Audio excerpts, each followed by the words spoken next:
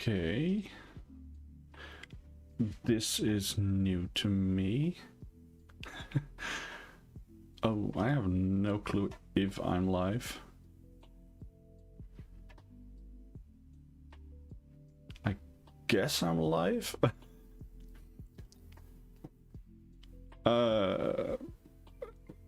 YouTube. Hello. All right, I am. All right. The Q&A. Alrighty. Maybe turn it down a little bit. Stream is healthy.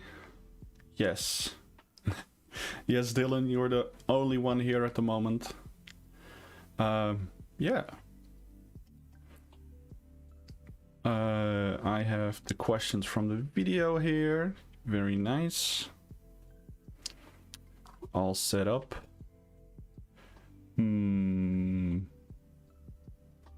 Yes. Question. Yeah.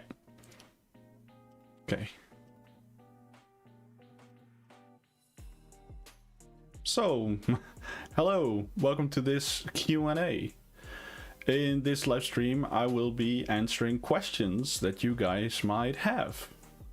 Yeah, it's that simple actually. I guess since chat is relatively quiet, Dylan, you're here. I guess I can start with your question or your comment. So, what other indie developers from small and unrecognizable to really known well do you look up to and look at for what you're doing or have done? Well, of course, the most well-known, I think, is Thin Matrix. I've taken a lot of inspiration from him. If you look at the last video I made, from the moment I have this live stream, I've taken a lot of inspiration from him. And other than that, who else do I look up to? There are a lot of different channels I watch. Yeah, maybe I should look into my... No, that might take too long. Or yeah, that will take too long. So yeah, Thin Matrix, DevDog, Jonas T. Roller, the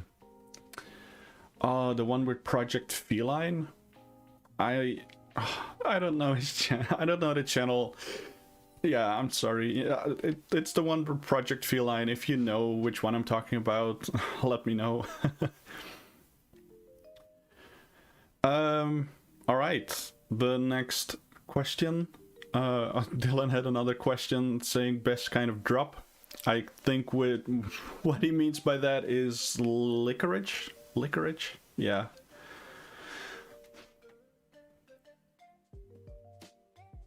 Oh yeah. Project Feline has been updated in a bit though. Oh, Vimlark. I've heard a lot about Vimlark, but I haven't really watched him, so I can't really say that I have watched him. I probably should. It's the one with the monkey? YouTube. Vimlark. It's the one with... Yeah, it's the one with the monkey. Oh yeah, I've seen a few of those videos. Oh wow. Oops. All right. But yeah, best kind of licorice. It's the the English licorice. Licorice. It is really weird. Because licorice isn't really... Only Dutch people really like it, so it's really weird because English licorice. Engelse drop. I don't really know how to explain what it is. It's like a combination of licorice and like another kind of candy. Not really the vine gum ones, because those are also there. Yeah.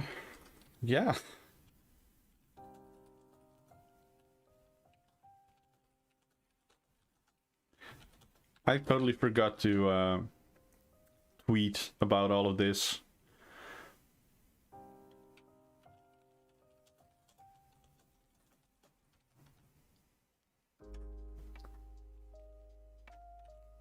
Okay. I have totally forgotten to tweet about it. Oh, what have you? Oh, I get so fuzzy sometimes. Do that. Go into here.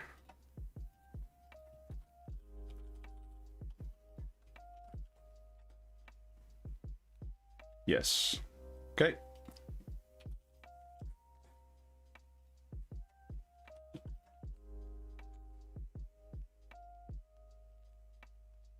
That one probably should do it here as well.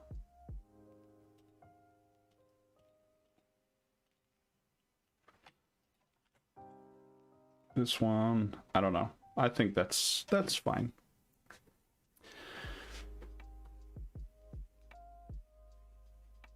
Oh, the Ko-Fi link, it's not my copy paste yet. Oh, yeah.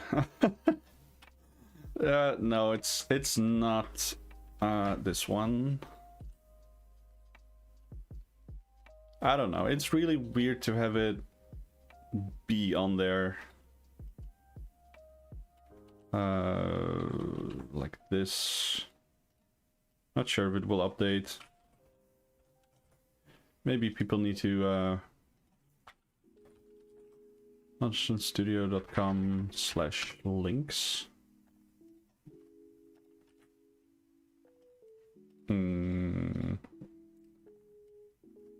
There you go. And no, it's not in my my copy paste thing yet. What was that? Marquis Kurt. Tip 2. Well, thank you. Very generous. Wow, it still feels weird if people do that. Oh, are you in chat, Marcus? Marquis? Oh, it's always the pronunciation. Do you have a question? Because I gladly answer them. Otherwise, I guess I will start with another question.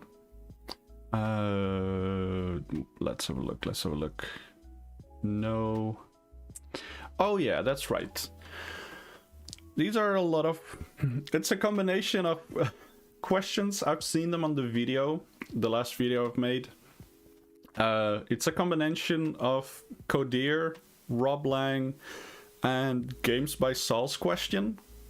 So Codir asks, how do you manage to make videos so often next to developing Treasured? Is it ever stressful to release a new video every week? Well, that's not actually a combination. Oh, that's another combination. Oh well. So the answer to that question on how to, if it is stressful to upload every week, I would say yes. That's why I have also went back to a more make a video when stuff is ready solution. So instead of every single week putting out a video, I will basically just develop the game, and then when I have something to show, I will show you guys. Because uploading every single week is very stressful, especially if you're just bug fixing. I've talked about this in the podcast, where's our semicolon? But I've talked about it, and I said that just bug fixing is really... It's not fun to look at. It's not really fun to make a video about it, because it's me just changing code. It's just changing values, making sure the game feels right. And I can't convey the feel through a video, because it all has to do with, like, for example, with a controller. How does it feel with a controller? and I can't really convey that in a video because I'm just changing a 1 to a 0.95 and then I'm changing it to a 0.97, and just me explaining that is already really boring. So yeah, it is really hard to make sure I can upload every week, and that's why I went back to a more content when it is ready type of format. I hope that answered the question. It was very stressful up until the point I have to do a lot of coding without it being visible. Of course, when you have stuff to show every single week, it is really easy because you have a week full of content. But yeah, if you're getting to that stage where there's not a lot of stuff to show, it's just coding and nothing to show for, then yeah, it is really stressful. All right, so now we're getting into the question. Let's have a look at chat. Akos. Oh, there's a thing on the A. Oh, that's really Akos, I guess. Okay. Oh, Dylan actually has a question. At what uni did you study game development? That's a great question, because I have studied game development. Game design and development was the name of my course, and I studied it at the Hanze University of Applied Sciences in Groningen, which is a city on the northeast of the Netherlands. I mean, the Netherlands is really small, so it's close to anything, really. But yeah, it's there. I've studied it. I still want to make a video on my experience there, although I guess if people have questions about that, I can answer them here as well. Troit, hello, why not Twitch? That's also a good question. Why am I doing this video on YouTube instead of Twitch? Because I stream on Twitch, I would say every Wednesday and Saturday, but I've been a little bit, yeah. Why not on Twitch? Because people who are on YouTube might not be on Twitch, and they might also have questions. So if I do a Q&A, I might as well include all of my subscribers as well. So I hope that answers the question. If I will be doing a game dev related stream or a game stream, I will be doing it on Twitch, of course. But for this Q&A, YouTube felt best. I mean, from where I live, it's a 3-hour train ride. Yeah, from where I lived, it still took like 1 hour, but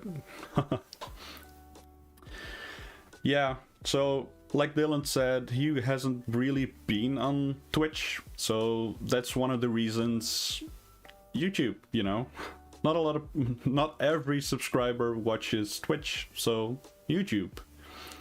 And we have a questions from Akos, or maybe it's like a Urkos, I don't know. Oh, pronunciation. Will Treasured have some dungeon crawler aspects, or more like a puzzle game like Unrealed? So Unrealed is a very different game, because Unrealed is kind of like an endless runner kind of game, but you have to make sure your reel is always connected. And Treasured dungeon crawler, yeah, with dungeon crawler, I think about, when you say dungeon crawler, the first thing that comes to mind is like Enter the Gungeon. Those type of games where you actually have to clear a room, do some shoot 'em ups, and then go to another room. So that will not be the case. I want it to be very casual, very relaxing. Well, maybe you need to think, so it might not be that relaxing. But it will basically just be you. So the current gameplay loop, you start in your museum, and there might be some kind of, there might be a pedestal with nothing on it, and when you approach it, you get some kind of prompt that says, "Hey, you're going to some Aztec temple to receive something," because you don't know what it is because you haven't been there. And then when you click play, you join into the level, and from there it's basically like an exploration game with puzzle elements. So you walk into the dungeon, you walk around, you find clues, you complete puzzles, avoid traps, maybe like figure out a maze or some water level, and then at some point you find the treasure or the artifact. I haven't really settled on a name for what I will call the reward. And then you get the reward, you go back to the museum, and now that reward is on the pedestal. And you can go to a different pedestal and the whole gameplay loop starts over again. So it will basically just be a dungeon puzzler. Yes. Dungeon puzzler. Another question: when you go exploring for treasure, will there be a chance for treasure to be fake? That's a very good one. I have been thinking about that a lot. I even have one thing on my roadmap after I released early access, which kind of ties into that.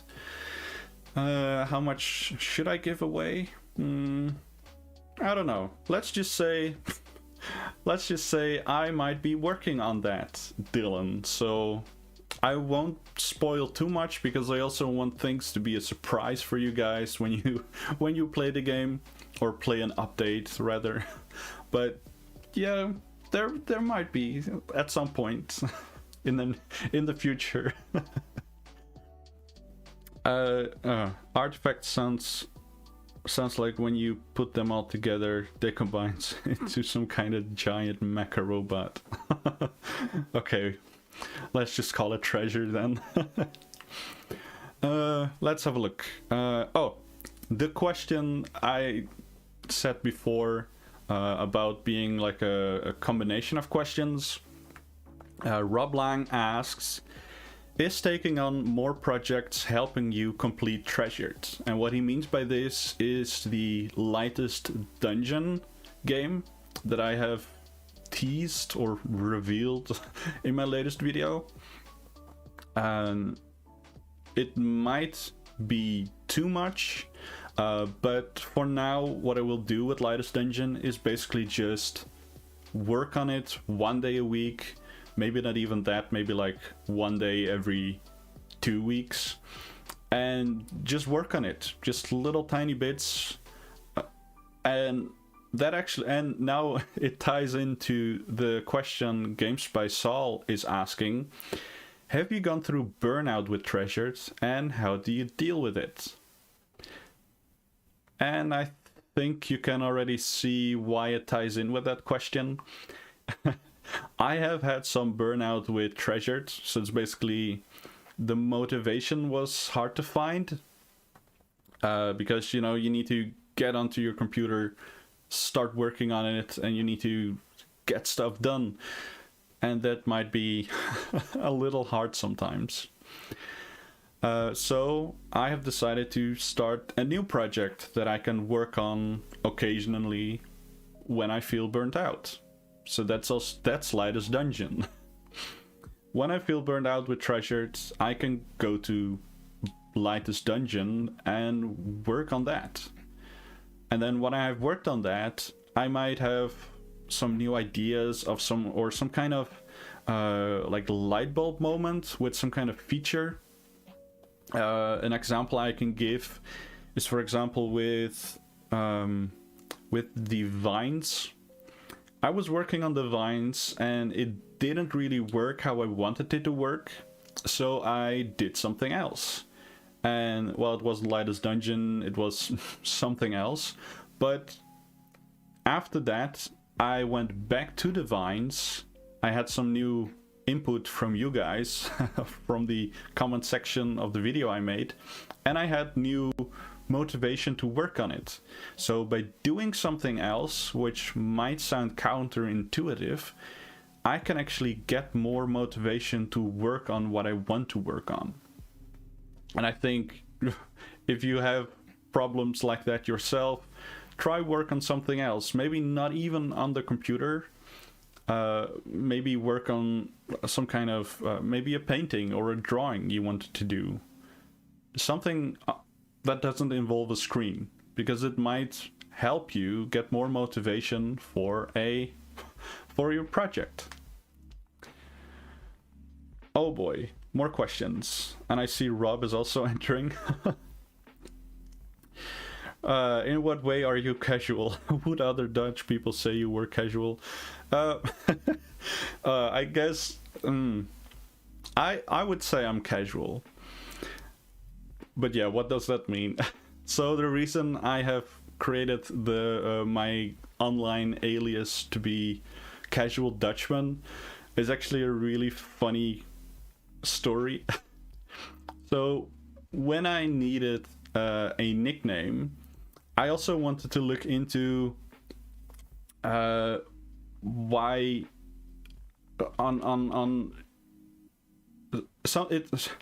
I was thinking about YouTube as well, so I wanted to do questions for YouTube.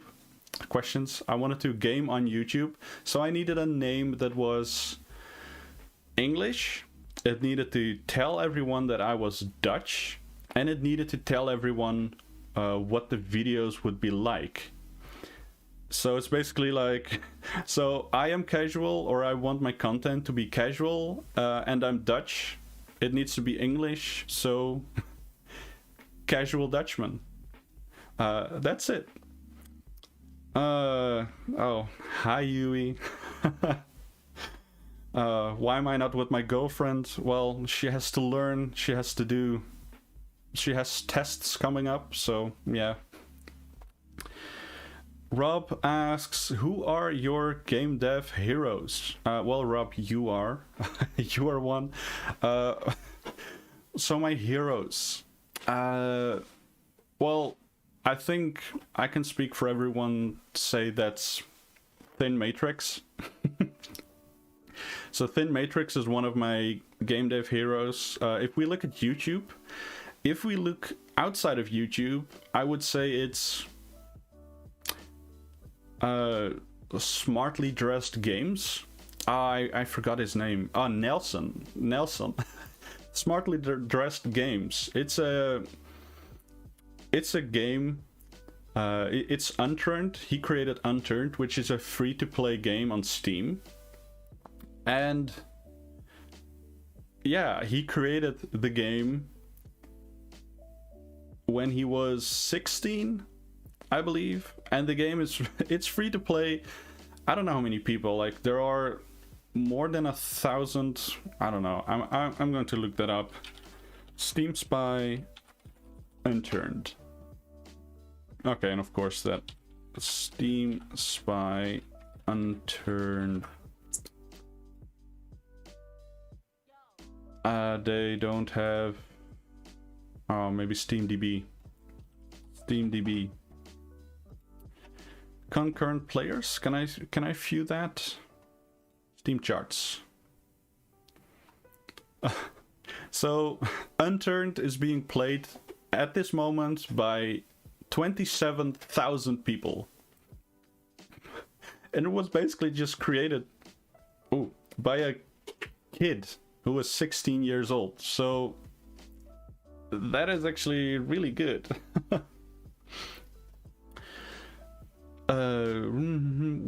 What do you do when you're not game deving? I'm mostly just watching movies and watching YouTube. Getting caught up by all of these game dev people. So I'm not game deving, but then I watch people who are game deving. Yeah, that's great.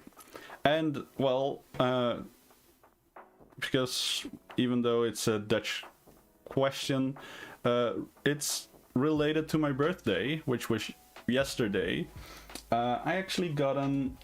Oh god, why did I do that? Oh god. I got an Arduino starter set. Yeah. So that's really nice. I've been trying some stuff. Can I do this? So it's just this tiny thing, and you can do whatever basically, even though it's a starter pack, so I can't really do a whole lot, but that's fine. But yeah, what do I want for my birthday? I don't know. Would be cool if there would be some kind of like on-air sign above my door when I'm live streaming, for example. All right. What was your favorite subject in school? If you mean by school, you mean uni, because I studied game design and development on uni. English. My favorite subject, I don't know.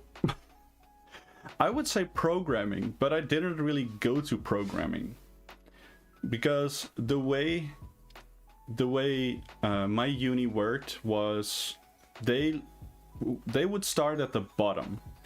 So even though people without Dylan tip 20 20 Dylan, why? That's so much. And thank you.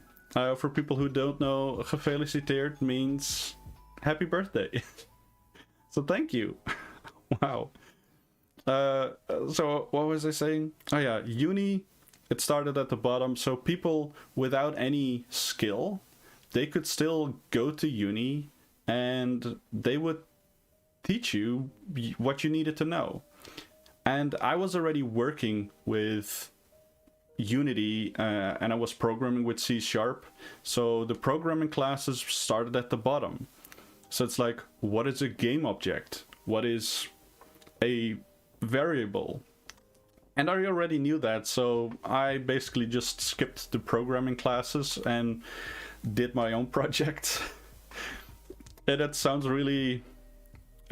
like, oh, I'm the best, I know a lot, but it compared to people from my uni, I did, and it sounds so awful to say, but I already knew Unity and C# before I went to uni, so basically uni didn't really add a lot of programming stuff for me. But yeah. Rob said, oh, I meant high school. High school. Oh boy. I don't even know.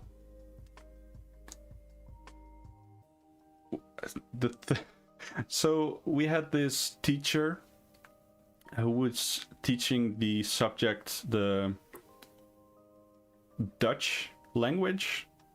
He was teaching the Dutch language to us. But he also wasn't, because we could always ask him questions about, I don't know if it was the war or just something before, because he was an old man and we just asked him questions about his youth, so about like war stuff or when he was younger, and he would just, the whole lesson, he would just start rambling on about his stories, so we didn't really learn a lot from him. So I like those classes a lot. Oh yeah, good time. Is it your plan to be a full-time game dev? Oh, that actually ties in with who was it? I think it was Scaffles. So Scaffles also asked, are you looking at turning YouTube and indie game development into your full-time job? So that's the same as Rob asked. Yes. I would love to. With YouTube, I don't really know. YouTube is really weird and it requires a lot of video editing. So even though you can work on the game for however long you want, you still need to make a video, which also takes time. and you can spend that time on game dev stuff. So I would love to be a full-time game dev, and I hope that Treasured will make enough money for me to become a full-time game dev. And currently it will require some sacrifices, like time-wise, because I need to get a job to, well, have enough funds for me to work on Treasured. Yeah. But yeah, I would love to be a full-time game dev. I'm just not sure about the whole YouTube stuff, especially because of the YouTube algorithm. That's a really weird thing. Yeah.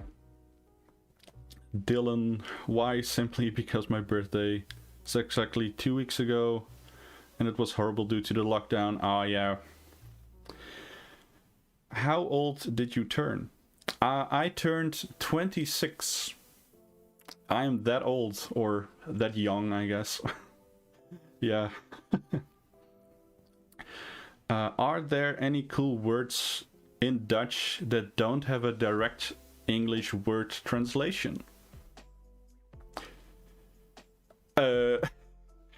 That's a good question. I don't really know. I could ask some people and like give you the hagelslag. Yes. Oh. Hagelslag. Yeah, although you can roughly make it like chocolate sprinkles, but yeah. Oh yeah, the standard answer is gezellig. I saw the video from like Top Gear, I believe it was, where it was like, there is no English word for gezellig. It kind of means like cozy, being together, stuff like that, but there is no direct translation for gezellig. Rob, your birthday was 2 weeks ago. Oh, why didn't you wait? Did you tell us? Oh, now I don't know. I feel weird. Did you though? Let me look it up. Rob Lang. Did you tweet about it? Ah, I don't think you did. I don't know. Maybe I did. Congratulate you. How old is your community? I don't really know. The YouTube analytics shows like kind of like above 16, but yeah, that doesn't really say a lot. March 16. No, you didn't show. Oh, Rob. I'm sorry. Happy birthday to you as well. I guess it wasn't a period with all your migraines. Oh well, understandable.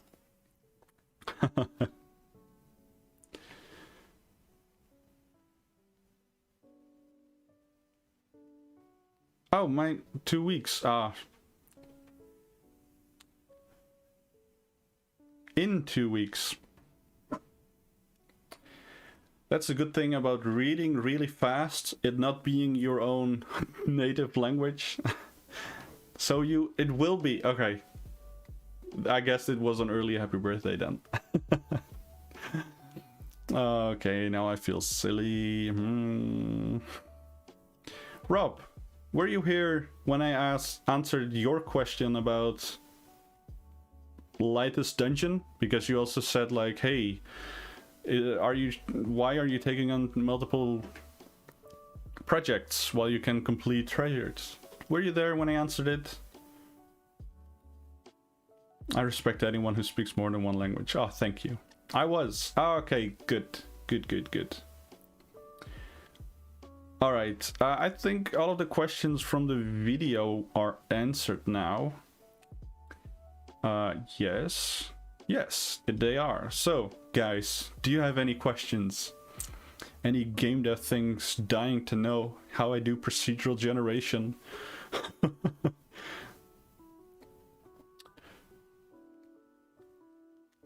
happy birthday in a couple of days. Everybody's birthday is on April. Wow. How did you learn English? Video games. I don't know. We have to learn Dutch. We have to learn Dutch. We have to learn English I started learning English in elementary school when I was like 10 or 11, because it was just something they taught us. And well, you start to learn the basics of like, how do you say hello? And then afterwards you start to play video games, which are mostly English. So you pick up more grammar and all of that stuff, even though grammar is still awful. And then you watch movies without subtitles, in English, of course. And then, you know, you start speaking it more.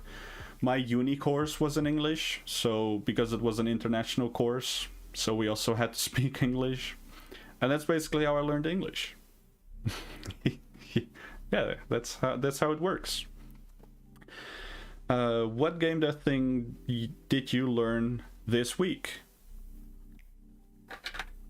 Actually, yesterday or today, I learned how to use an Arduino Uno. It's actually this way around. Yeah. Ooh. Yeah, that's really cool. You know, you can make an LED, show some stuff. There is a keypad. It's a very flimsy keypad, but it's really nice. It's really nice to program something like that. I would love to make some kind of game where you have to, I don't know, use a real life keypad to open a door, and then, I don't know, yell into a microphone to do something. Yeah. What inspired you to go with the low poly art style and Treasured? Why not pixel art? Or I'm not good at pixel art. I mean, everybody can do pixel art, I guess, but I have a certain standard when it comes to quality, and if I can't do something well, I don't want to do it. So I can't really do pixel art well. So I can make a very basic stick figure, but that is not up to my standard, basically. So that's why I not do it. And with low poly art style, it's a lot easier because you don't need a lot of normal maps and specular maps and displacement maps and whatever. So it's a lot easier. Just put a color on a face, and well, now you have the low poly art style. So it's in a way a lot easier. Will the character in Treasured stay a bean? No, it will not. I created the bean because the character was still a capsule. And I just wanted to just add a hat, and then somebody said like add a face, and then I was like, oh, let's just make Indiana Jones, so I added the pouch as well, and then people were like, oh, this looks so cool, it's a bean with a hat, and I was like, no guys, this is placeholder. Because it's Danny and it's thick. Although I haven't seen my bean on Danny 2, so I'm a bit disappointed now. I know it's a bean, it's funny. I'm not a meme account, so I don't want to stick with the whole like zooming in and be like a bean distorting everything. No, must keep Indiana Bean. Maybe it will be a trophy for people who bought into the early access. They actually get a little statue of the Indiana Bean like in the center of the main hall of their museum. Maybe we can do something like that.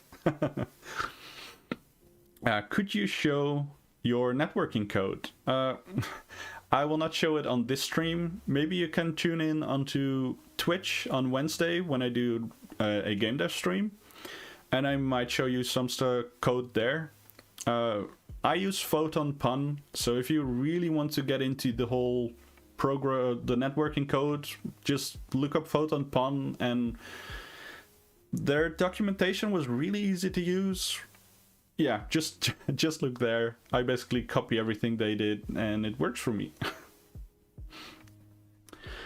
Rob Lang, have you tried any other game engines? What were they? What did you dislike or like? If not, are there any you'd like to try? So, my games are made in Unity, and I have tried Unreal Engine for a very brief moment. But I don't know, I was just too familiar with Unity, and I just couldn't find the stuff that I wanted to do in Unreal. So that's why I kind of skipped on that boat. I still want to try it because I think Unreal Engine, like the default Unreal Engine, just looks way better than the default Unity, even though you can add your own processing and all of that stuff. But yeah, I do want to try, but because I'm working on Treasured right now, and well, Lightest Dungeon, if you count the whole every once in a while working on it, yeah, I don't have time to do that. So yeah, I will just stick with Unity for now. After Treasured is done, maybe I might start dabbling with Unreal. I would also love to look at Godot, since it's open source, and I've looked into their global illumination, their signed distance function global illumination. It looks really cool. It's all in runtime. So I was actually thinking about porting Treasured to Godot, because then the whole real-time global illumination would look way cooler. But you know, learning a whole game engine takes time. Don't have time. Yeah. All right. Will there be failure scenarios in Treasured? Like traps or fake/non-existent treasures. So I have talked about the fake treasures. Basically, I don't want to spoil too much because I also want things to be a surprise for you. But yes, maybe there might be. I guess you have to play the game to figure that out when it is out. Yeah, and traps. So yeah, I wanted it to be casual. I don't want there to be like a health bar. So I don't want to use enemies that can attack you, because I still want it to be casual. Everyone can play, and I don't want it to punish you too hard, because there are already puzzles. It's a puzzle. At the core, it will be a puzzle game. So I don't want there to be like too harsh of a punishment for you. But yeah, that might also include traps, like falling into a pit and now you need to start over because you need to put a box on a pressure plate, for example, before you cross a hallway. I don't know. But yes, there will be traps. I will not spoil too much, I guess. Oh, the bean must stay. Yeah, okay.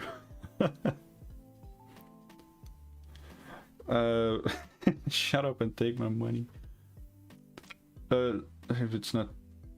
Oh, okay.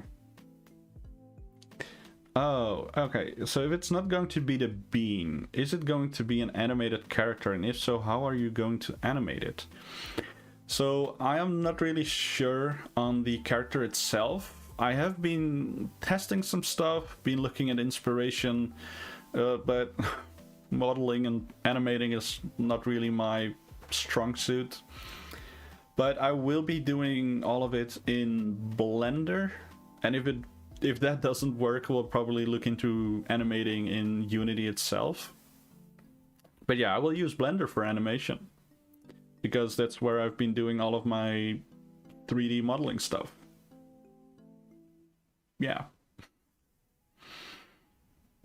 And Dylan asks, will every dungeon or level in Treasured be handmade, or will there be more procedural generation? So currently every level is handmade. So what I mean with the quotations is that the whole layout, I'm bumping in a lot into my my thing. So the layout is all handmade, which means that every floor and wall and door and box, they are all placed there by me. Maybe others at some point. I don't know. And then when I press play, the level gets generated, and then instead of it just being the layout, now there will be a mesh, and it will have a certain color, and it will have certain floor tiles and certain bricks and all of that stuff. So it's like a mix of procedural generation and handmade content, because this way I, or a level designer at some point, I think it will be me, will just create the level by hand, make sure that there will be good levels. Yeah, there will be levels that work, and that way I have control over the content. Because if the whole level would be done procedurally, I have to look into a lot of procedural generation, because like action needs to be spaced out. You don't want to have a door and a door and a door and a door and a door and a door and so forth. You want there to be like a door, then like a hallway, and then a puzzle, and that opens another door, and then, you know, and with procedural generation, it's a lot of things to monitor. That will be really hard. So it's a mix of handmade content and procedural content. Okay, in the future, would I like doing projects with your friends? Like with Saul or someone else? Or do you like sticking with solo game dev? If yes, would you rather do a big project or a small one? So Lightest Dungeon is a project I'm doing with Saul. He is mainly doing the art direction for it. So he will be doing the whole, how will the UI look? How will the 3D models look, or the meshes for the floor or the walls? So I will be doing the whole generation stuff, so making sure that a wall has a certain shape, is populated properly, and then he will make sure that a cup looks like a cup, or a crate looks like a crate. So we are already doing stuff together, and I would love to do project with other people, because doing everything on your own is actually really hard, especially when you have like a medium-sized project. I would say Treasured is a medium-sized project, because as currently the only plans are just so I have the levels, I need the museums, and I need some gameplay elements to interact with. And that's basically it. And then I need to make content, so there will be multiple levels, multiple like themes for levels. But yeah, having other people's do all of the modeling and like audio, that would be way better. Will there be single player levels too, or just co-op? So the whole thing can be done. Okay, currently I don't really have a clue, because I haven't really looked into the whole level design, but it will be possible to do everything single player and everything co-op. So instead of you always being the same character, so instead of you always being on your own completing a level, you can do it with a friend, or 2 friends, or 3 friends. It doesn't really matter. Just have fun, and you can do it either single player on your own or with friends. Yeah. If you just model a character, you can auto-rig it and animate it with Mixamo. Yeah, I know, but then you get all this stuff with like, is that a Mixamo animation? And it might feel cheap. So yeah, I just want it to be a little bit more custom, so people see like, oh, that's actually something he made, instead of it being, well, I just used that and put it all together and it's very generic. Yeah. All right. What game have you played more than any other? So if we look at my Steam account, you would see that GTA 5 is on top, but it's only on top with like 200 hours. And I haven't really played a lot of games other than Steam, GTA 5. Well, that's not actually true. I have played Minecraft way more, but you know, that isn't tracked, so I don't really know how much time I have spent in Minecraft. I would say it's more than like 1500 hours. Yeah, that's probably right. There was like a time, like a 3-month period, where I would wake up, play Minecraft, go to bed, wake up, play Minecraft, go to bed. I would basically just play Minecraft all day long. With Minecraft, you don't just play a few hours. Yeah, I know. Oh, yeah. Oh, those times with friends playing on a server. Like, yeah, nice.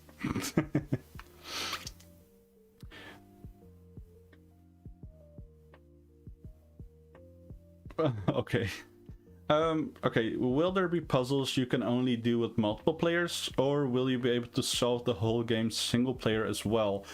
So that's a good question. I've been thinking about that a lot. Yeah, so how do I approach that? That's basically the biggest question I have to answer.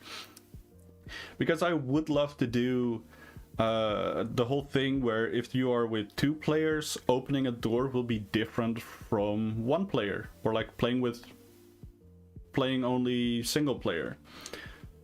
But yeah, then you get the whole thing with like, yeah, but if 1 player disconnects, how do you complete that puzzle?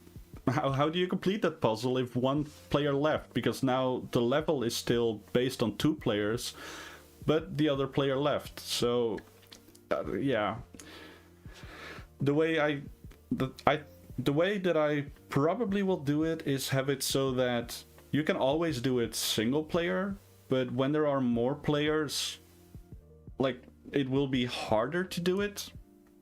So instead of there being like a box you need to put onto a pressure plate, there will be a box on a ledge, and you need to push it off, and then you can put it on the thing. But yeah, that's still game design stuff that I need to figure out. But yeah, that's a good question. All right. Do you have your own dev workflow? That's a good question. I probably should have one. Yeah, I probably should have a workflow. So basically what I do is I just sit on my computer, think about what I need to do, and I do have some kind of, it's not a Trello board because I use Notion now, although I'm not sure if I want to keep using it, because it's basically its own bubble.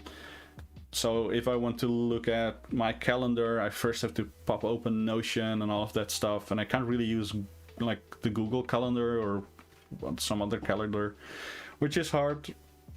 So yeah, but I do have a list of to-do. I have a to-do list, and every time I start work on something, I pick something from that list, put it in doing, work on that, and then when it's done, I put it in done. And then I work on another task, and that's basically how it works. Although more often than I want to say is that I also start another task while I'm already working on a task, and then stuff gets jumbled together, and it's, yeah. But there is some kind of workflow, I guess. Any more questions? Minecraft is a good answer. Good. I should play more on stream, I guess. Minecraft is a good game. I learned English from servers and programming Java for the game. Yeah, I have actually started programming by making Minecraft mods. So that's actually really funny. Maybe be able to tell the AI what to do if someone disconnects. Yeah, true. But then, you know, people might see the change in world and they might get confused. Yeah. Saul, question. Do you love me? No. Saul, I have a girlfriend. You can't just talk about this on stream, you know that. No.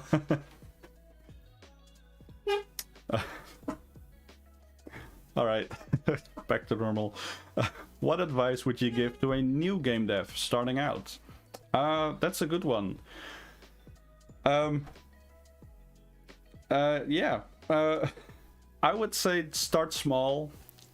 And it might not seem like I've been starting small, because Treasured isn't really a small game.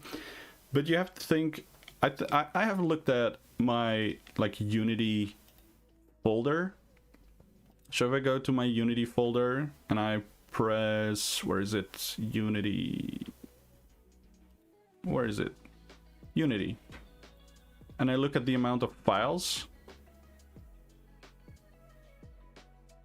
How many... No, that's wrong. Come on. I have 174 folders. Or Unity projects. And those are really small. So I have done a lot of small things. So yeah, start small. Learn like a feature at a time. So don't really go off like looking into... I don't know. I don't really know any examples. But yeah, just make a project, make a feature, and if it's done, add another feature. But yeah, I don't know. Start small. That's all I can say.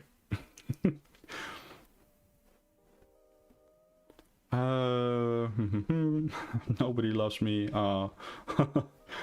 Oh no. I'm just a guinea pig. Oh no. Why, Saul? Why are you a guinea pig? Rob asks, what is your biggest game dev failure and what did you learn from it? That's a good question. I would say, if we look very literally at mistakes, I have used while loops that just would go on infinitely and I didn't know what to do about them. I think there are like Unity projects that still have an infinite while loop and I couldn't figure out what it is, so I just went to a different project.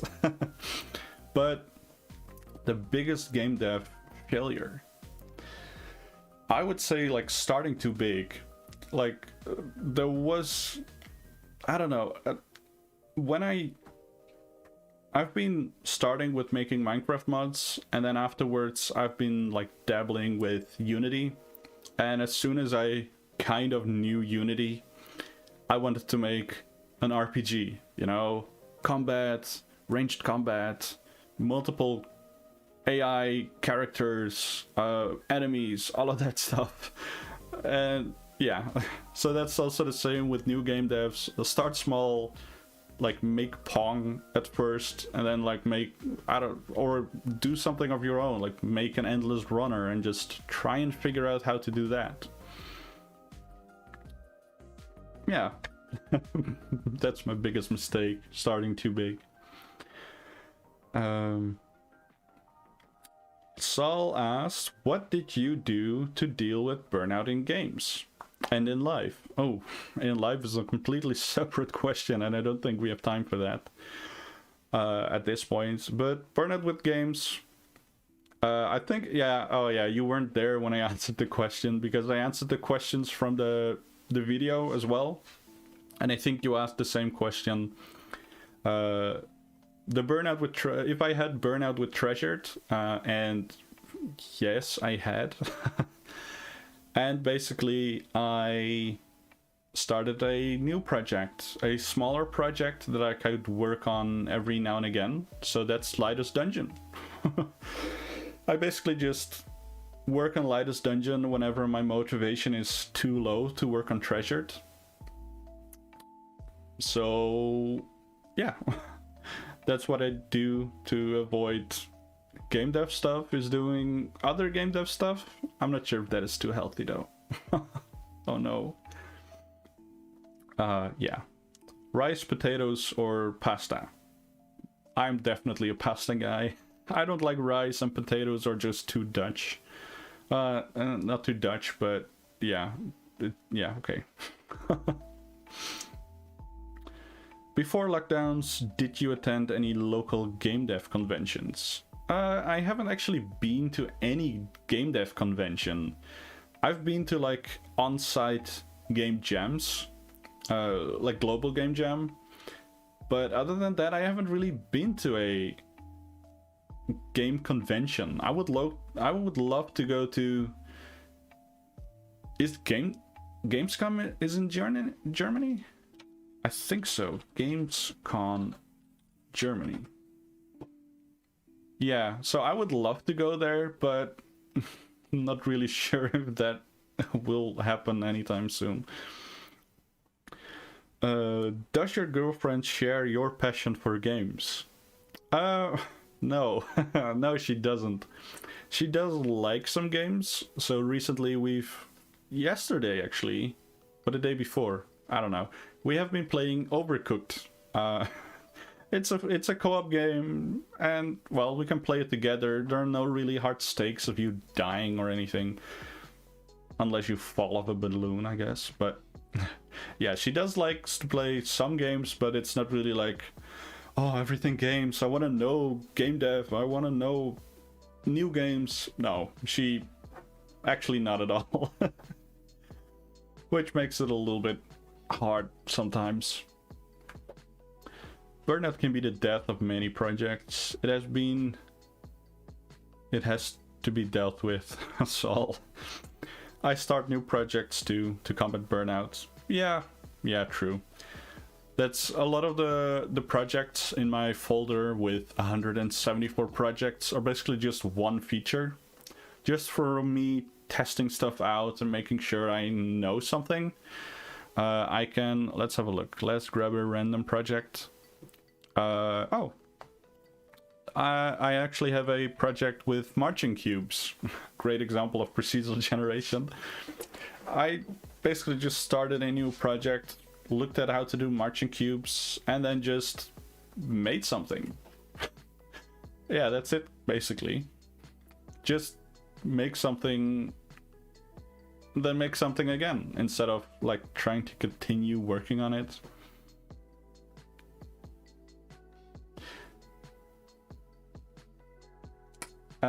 Can I play the guitar? I can play the guitar, but it's mostly just chords, not like fancy riffs or anything. And yes, it does look cool, but my tuner, the battery in my tuner had died, and using my phone as a tuner doesn't really work. So yeah, I can play the guitar, just not that well. Yeah, and it does look cool.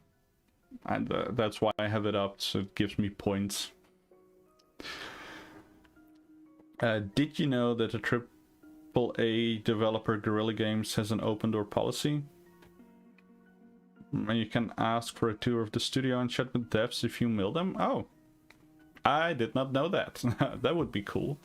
I mean, I did look into like Guerrilla Games' vacancies to like work there, but it's all like you need to know like the native C++, and I don't know that. So yeah, so that's a really hard. But it would be cool to have a talk at Guerrilla Games at some point.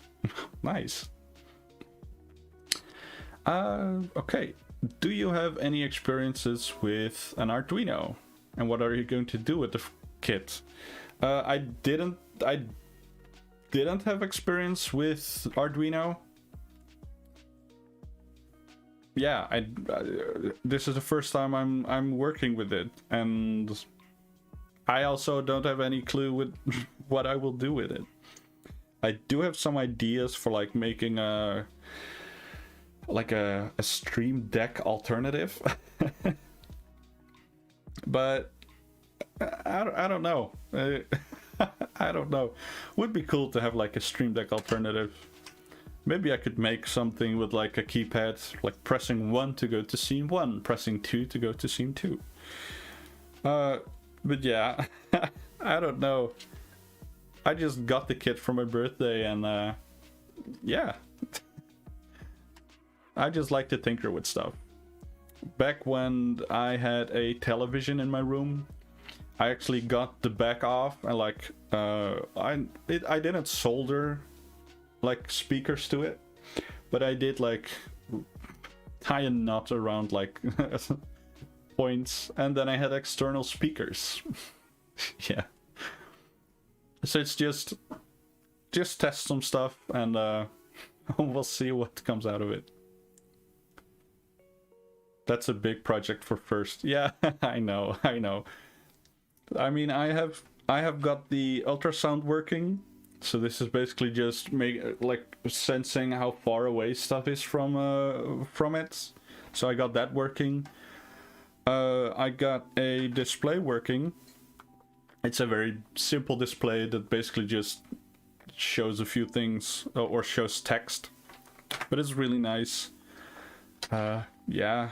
What else have I been? I think that's it. Oh yeah, the keypad. I got the keypad working.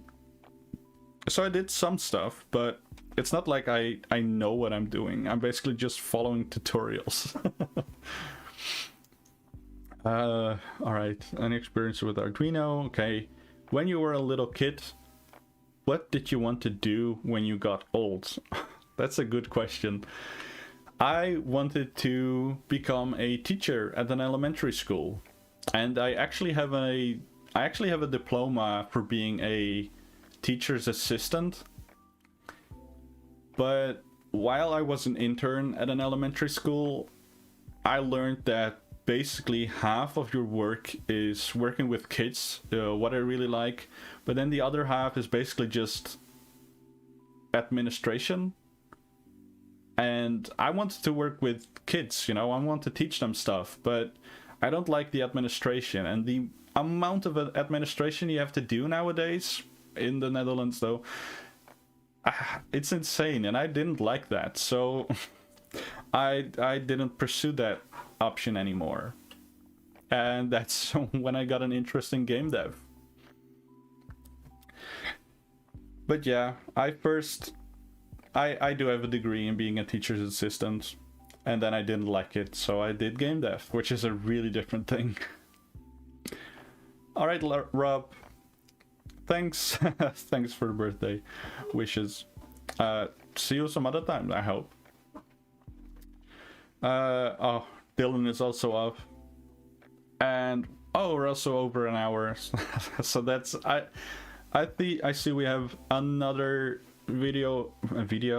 a question from Troy, and I think that will be the last one. Then I will close the stream. All right, let's go.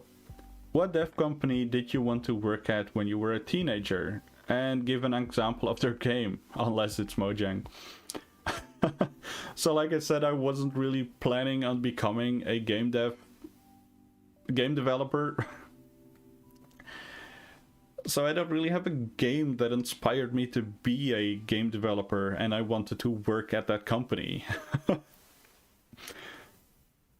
So yeah, I don't really have one.